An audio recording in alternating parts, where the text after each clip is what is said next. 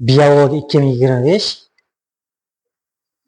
test variantining 9-variant 11-savolning yechimini qilamiz.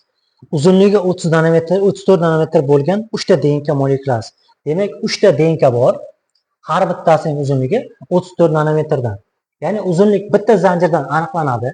34 ni 0.34 ga bo'lsak 100 ta bo'ladi. Bu bitta zanjirda.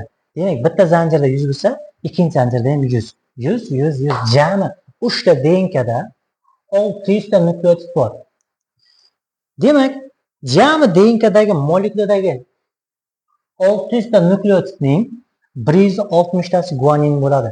Guanin qancha bo'lsa, sitozin ham shuncha. Ikkalasining yig'indisi 320 bo'ladi. Jami 600 edi. 320 ni ayirsak 280 qoladi. Bu adenin va timinniki. Ikkalasi bo'lganligi uchun 2 ga bo'lib olsak, 140 ta adenin bor ekan, 140 ta timin bor ekan. Xo'sh, birinchi, ikkinchi, uchinchi DNKdagi adenin nukleotidlarining nisbati 1, 1,5, 1 nisbatda ekan. Yig'indi 3,5 bo'ladi. Jami adeninlar 140 edi. 3,5 bo'lsa, bir qismini topib olsak, birini 140 ko'paytirib 3,5 bo'lsak, 40 ta bo'ladi. 40 ta adenin bo'ladi. 40 ta adenin bo'lsa, 100 tani 40 ta ayirsak, 60 ta guanin bo'ladi. Bizda birinchi DNKdagi vodorod bog'lari so'ragan.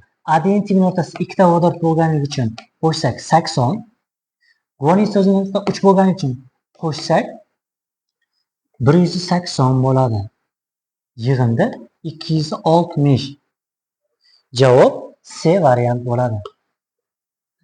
Telegram va YouTube kanalimizga a'zo bo'lib qo'ying. Yo'qsa, like tugmasini bosib qo'ying.